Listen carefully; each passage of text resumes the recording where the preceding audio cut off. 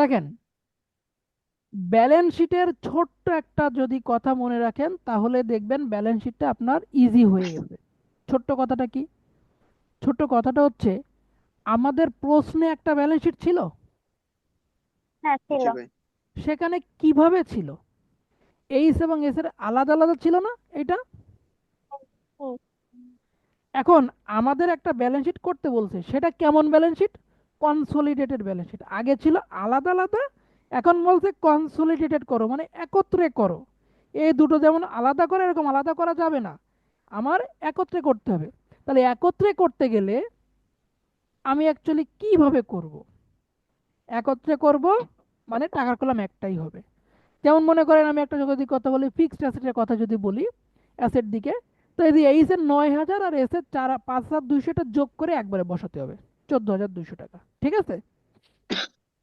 হুম। তার মানে আমি এইটা দেখে দেখেই ব্যালেন্স শিট করব।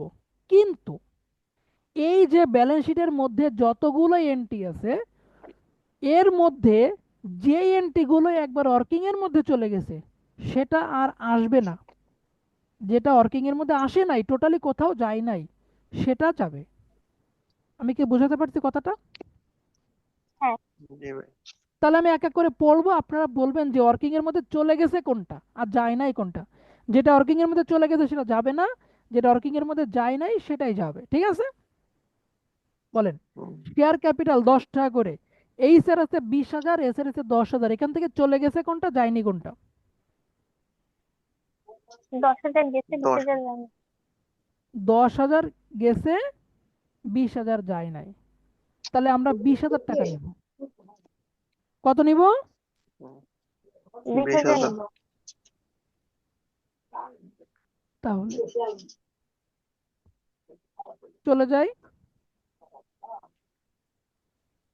এখানে, শেয়ার ক্যাপিটাল, এটা এইচ লিমিটেড, এইটা লিখে আমি 20,000 টাকা আচ্ছা, এক সেকেন্ড একটুখানি।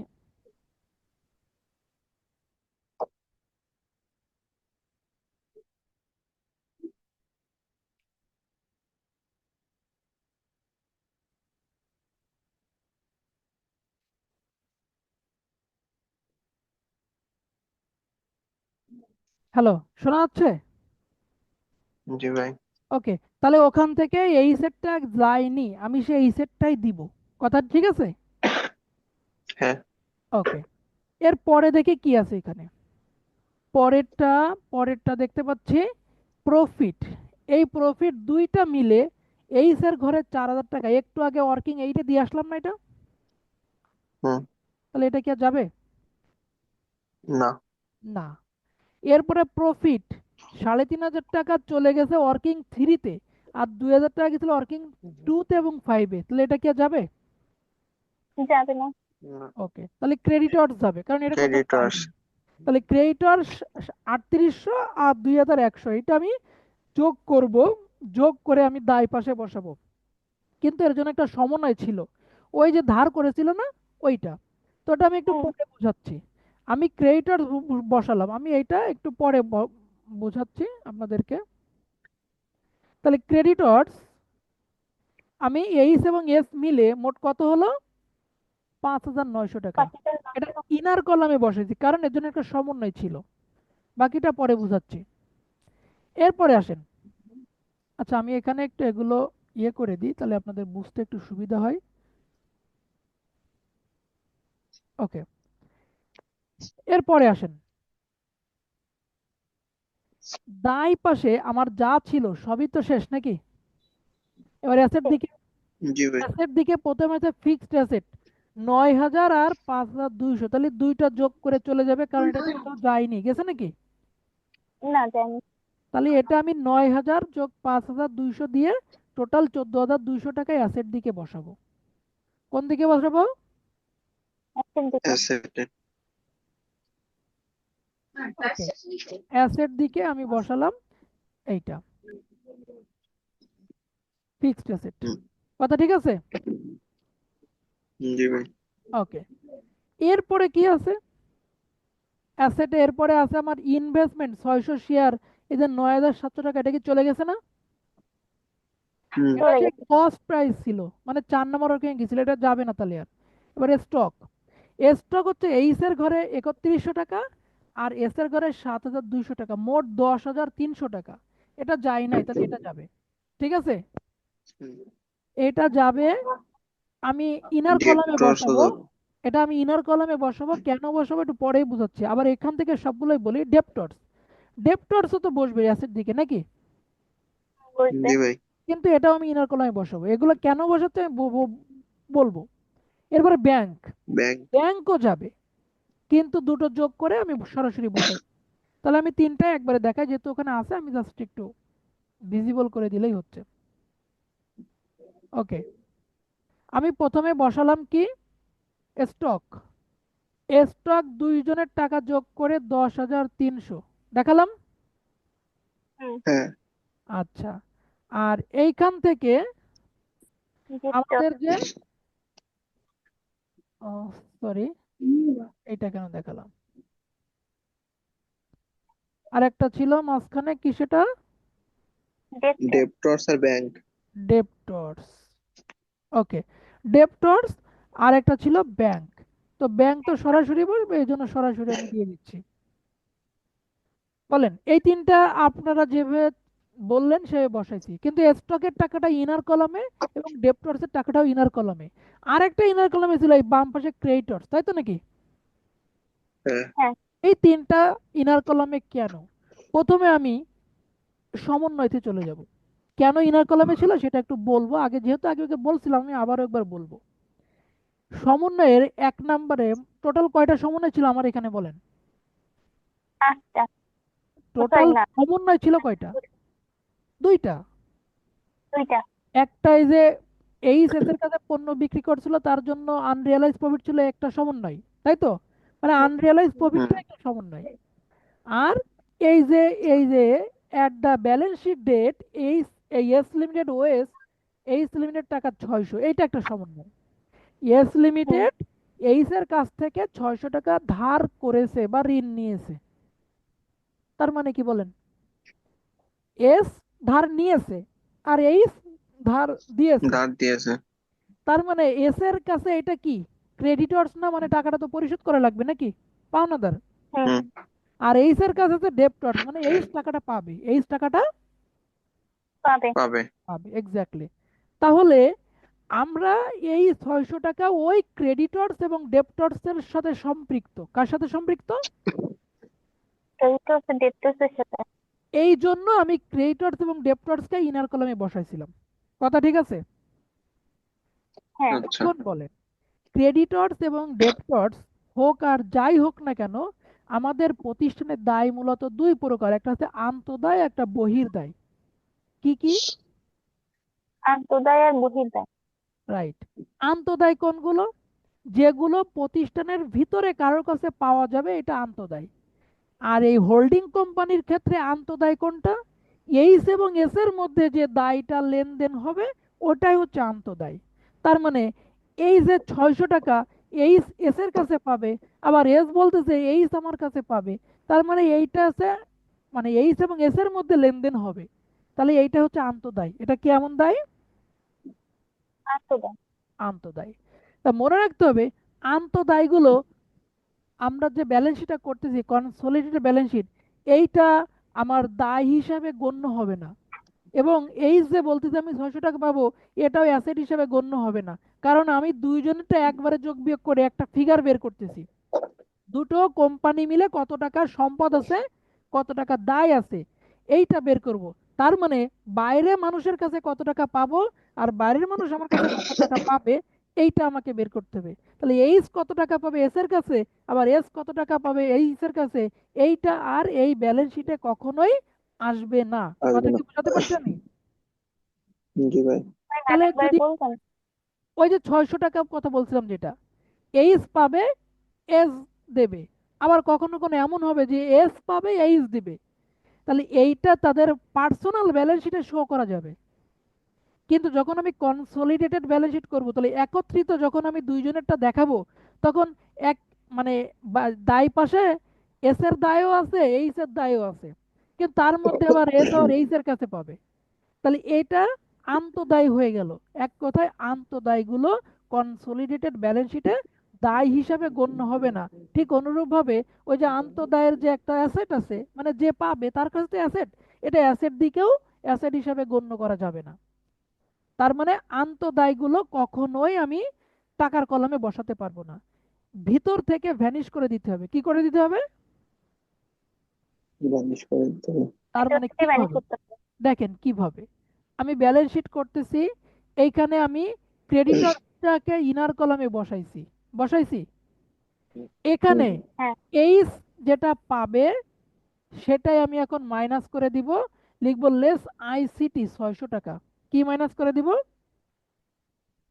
আইসিটি 600 টাকা। আবার ডান দিকে দেখেন এইস পাবে এস এর কাছে, এই টাকাটা আমি এখান থেকেও মাইনাস করব, লেস আইসিটি 600 টাকা। তা আইসিটি মানে দেখেন নিচে লিখছি ইন্টার কোম্পানি ট্রানজেকশন। কি লিখছি? Inter company transaction. অথবা অনেকে এরকমও লেখে ইন্টার ট্রানজেকশন, মানে আন্ত লেনদেন, আন্ত কোম্পানি লেনদেন, ইন্টার কোম্পানি ট্রানজেকশন এটাও যে কথা। আবার ইন্টার ট্রানজেকশন মানে আন্ত লেনদেন, এটাও একই কথা। তার মানে ঠিক আমি আছে। কি করব, এই ক্রেডিটর্স এবং ডেপ্টর্স এর সঙ্গে ওই এন্টিটা রিলেটেড ছিল বিধায় আমি ক্রেডিটর্স এবং ডেপ্টর্স থেকে মাইনাস করব, এবং মাইনাসটা একদিক থেকে করলে হবে না, মাইনাসটা দুই দিক থেকে করতে হবে। তা না হলে কিন্তু আন্তদায় হবে না। কারণ এইচ যদি এস এর কাছে পাই তাহলে এটা এইচ এর সম্পদ, আবার এস যদি এইচ কে দেবে বলে তাহলে এটা এস এর দায়, মানে একটা দায় কমলো, একটা অ্যাসেটও। একজনের দায় একজনের সম্পদ। কথা কি ক্লিয়ার? কিন্তু হ্যাঁ, আপনি যদি জি যে ভাই। কোনো এক পাশ থেকে করেন তাহলে কিন্তু ব্যালেন্স শিট মিলানো সুযোগ নেই, ব্যালেন্স শিট কিন্তু মিলবে না। ওকে, তাহলে মনে রাখবেন আইসিটি থাকলে সেটা আমি দুই পাশ থেকে মাইনাস করে দিব। তাহলে সমন্বয়ে একটা শেষ, সমন্বয়ের এন্ট্রি দুবার যায়, দুবার কি দিয়েছি আমি? জি ভাই। আরেকটা সমন্বয় ছিল, আরেকটা সমন্বয় কি ছিল, যে সমন্বয়টা আমি ফিগার আউট করতে পারি নাই। এইখান থেকে পড়ে কিন্তু ফিগার আউট করা যাচ্ছে না যে সমন্বয়ের অ্যাকচুয়াল ভ্যালুটা কত। অ্যাকচুয়াল এখান থেকে আনরিয়ালাইজ ভ্যালু, আনরিয়ালাইজ প্রফিট, ওইটাই হচ্ছে সমন্বয়ের টাকা। তাহলে ওই এন্ট্রিটা আমি বের করছি কত, ওয়ার্কিং 7-এ না? 50 টাকা বের করতে রাইট, তাহলে ওয়ার্কিং 7-এ গিয়ে ফিগার আউট হয়েছে যে আসলে আমার আনরিয়ালাইজ প্রফিট কত টাকা, 50 টাকা। এইটা একটা সমন্বয়ের এন্ট্রি, তাহলে এখানে এই সমন্বয় এন্ট্রিও কিন্তু দুইবার যাবে। ঠিক আছে, তাহলে কোথায় কিভাবে যাবে? দুইবার গেছে, একবার গেছে ওয়ার্কিং 8-এ, দেখেন কোথায় গেছে একবার, এইটাই গেছে। ওয়ার্কিং 8 থেকে মাইনাস করতে, আর একবার যাইতে বাকি ছিল, সেইটা যাবে কোন জায়গা থেকে? এই স্টক থেকে মাইনাস করব। কোন জায়গা থেকে? কারণ এই লাভটা কি জন্য হয়েছিল? স্টক বিক্রি করে লাভ হয়েছিল। কি বিক্রি করে? একটা বিক্রি করে। তাহলে লেস আনরিয়ালাইজ প্রফিট ওয়ার্কিং 7 লিখে 50 টাকা, তাহলে 10,250 টাকা থাকবে। তাহলে এই আমি তিনটা এন্ট্রি ইনার কলামে লিখছিলাম, কেন লিখছিলাম তার কারণ হচ্ছে এটা। এবার আসেন, ওয়ার্কিং করেছি কয়টা? 8টা। 8টার মধ্যে 4টা আমার এখানে আসবে, আর 4টা আসবে না। কেন? তারও ব্যাখ্যা দিই একবারে, সবাই শুনবেন। যে ওয়ার্কিং এর টাকা, ভাই ওই 50 টাকা একবার স্টকের থেকে বাদ গেল, আর একবার কোন জায়গায় গেল? আচ্ছা আমি সেটাও এখানে আলোচনা একবার হয়ে যাবে, দেখো হ্যাঁ। আমার যে 8টা ওয়ার্কিং, এই 8টা ওয়ার্কিং থেকে আমি ব্যালেন্স শিটে এন্ট্রি বসাবো। তাহলে মনে রাখতে হবে কিভাবে বসাবো। একটা ওয়ার্কিং এর টাকা যদি আর একটার মধ্যে চলে যায় তাহলে সেটা আর আসবে না। এই কথা কি মনে থাকবে? হ্যাঁ, তাহলে ওয়ার্কিং অন, হোল্ডিং রেশিও, এর কি কোনো টাকা পয়সা আছে নাকি? না নেই। তাহলে এটা যাওয়ার কোনো সুযোগ নেই। Working two, current year profit 2,000 টাকা। বলেন এটা কি অন্য কোনো ওয়ার্কিং এর মধ্যে দিয়েছেন নাকি দেন নাই? হ্যাঁ, দিছি। কত ওয়ার্কিং নম্বরে 5 দিছেন? আছে। 5-এ দিছেন না? তার মানে তাহলে এটা যাবে না, মনে থাকবে। হ্যাঁ, আর ওয়ার্কিং থ্রি, ওয়ার্কিং থ্রির 3,500 টাকা, এটা কি কোথাও দিয়েছেন নাকি দেন নাই? দেখেন দিইনি মনে হয়। 3,500 টাকা আমি দুই ভাগে ভাগ করছি, 2100 আর 1400। 2100 দিয়েছিলাম ওয়ার্কিং 4-এ, আর 1400 দিয়েছিলাম হ্যাঁ, ওয়ার্কিং 6-এ, তাই না? হ্যাঁ, ওকে, এবার ওয়ার্কিং 4, ওয়ার্কিং 4-এ গুডউইল 1,600 টাকা, কোথাও দিয়েছি নাকি দেইনি? দিইনি, দিব। তাহলে গুডউইল একটা অ্যাসেট, অ্যাসেট দিকে বসবে। কোন দিকে বসবে? একশোটা। আচ্ছা। তাহলে অ্যাসেট দিকে আমি এখানে লিখবো গুডউইল 1,600 টাকা, গুডউইল 1,600 টাকা বসাইছি। বলেন ওয়ার্কিং 4 থেকে আসছে, ব্র্যাকেটে হ্যাঁ, ডাব্লিউ লিখে রাখছি। এবার ওয়ার্কিং যাব 5, ওয়ার্কিং 5-এ এই 2000 টাকা আমি তো দুটো ভাগ করে ভাগ ভাগ করছি, 1200 আর 800, এ দুটো কি কোথায় কোথায় গেছে? একটা ওয়ার্কিং 6-এ গেছে আর একটা ওয়ার্কিং 8-এ গেছে নাকি? হ্যাঁ। তাহলে এটা কি আর যাবে? না। না। তারপরে ওয়ার্কিং 6 এর নাম ছিল মাইনরিটি ইন্টারেস্ট, সংখ্যালঘু স্বার্থ, 6200 টাকা, এটা কি কোথাও গেছে? না, যায়নি। যায়নি। তাহলে এটা যাবে অ্যাসেট দিকে, মানে ব্যালেন্স শিটে। তাহলে কোন দিকে যাবে, অ্যাসেট দিকে না দায় দিকে? দেখেন এখানে ক্যাপিটাল দায়িত্ব আছে আর প্রফিট আছে, ক্যাপিটাল সবসময় দায় পাশে বসে, কোন পাশে বসে? দায়িত্ব আছে। তাহলে আমি দায় পাশে বসাবো মাইনরিটি ইন্টারেস্ট, এই যে এটা মাইনরিটি ইন্টারেস্ট, W6, ঠিক আছে, 6200 টাকা। বুঝতে পারছেন? হ্যাঁ। এবার ওয়ার্কিং 7, ভালো করে খেয়াল করেন, এই যে আনরিয়ালাইজ প্রফিট 50 টাকা, এটা মূলত সমন্বয়ের এন্ট্রি ছিল। এটা মূলত কিসের এন্ট্রি ছিল? সমন্বয় সমন্বয় এন্ট্রি কয়বার যায়? 2 বার যায়। 2 বার। 2বার যাবে। তাহলে একবার দেখেন ওয়ার্কিং 8 থেকে মাইনাস করেছি না? হ্যাঁ। আর একবার যাবে। তাহলে আর একবার কোন জায়গায় যাবে? ব্যালেন্স শিটে যাবে। তাহলে ব্যালেন্স শিটে আমি কিভাবে দেব? যেহেতু এই লাভটা আমার স্টকের সঙ্গে রিলেটেড, মানে পণ্য ক্রয় বিক্রয়ের সঙ্গে রিলেটেড ছিল, তাই ওই পণ্য থেকে মাইনাস করব। কোন জায়গা থেকে মাইনাস করব? উন্নতি। অ্যাসেট থেকে মাইনাস করব। তাহলে মাইনাস করে দিয়েছিলাম, যে আগেই বুঝাইছিলাম, এই 50 টাকা এখান থেকে মাইনাস করব। তাহলে 10 আর 250 টাকা হলো। পার্থ, তুমি প্রশ্ন করছিলে, এটা এটা কি বুঝছো? জি ভাই। Okay. Working 8, PL account of H limited, 5150 টাকা, এটাও আমার যায়নি কোথাও, এখন যাবে। তাহলে যেহেতু এখানে প্রফিট কথাগুলো আছে, তাহলে প্রফিট সবসময় কোন পাশে বসে? দায় পাশে বসে। দায়িত্ব আছে। তাহলে দায় পাশে বসাবো PL account of H limited, PL account of H limited, working 8, কথাটা লিখবো 5150 টাকা। এবার আমি 2 পার্ট যোগ করব, যদি মিলে যায় তাহলে অঙ্ক হয়েছে, যদি না মিলে অঙ্ক হয়নি। আপনারা যোগ করতে পারেন, হ্যাঁ। এই হলো অঙ্ক। আমি রেকর্ডিং অফ করে দিলাম। হ্যাঁ ভাই, দেন।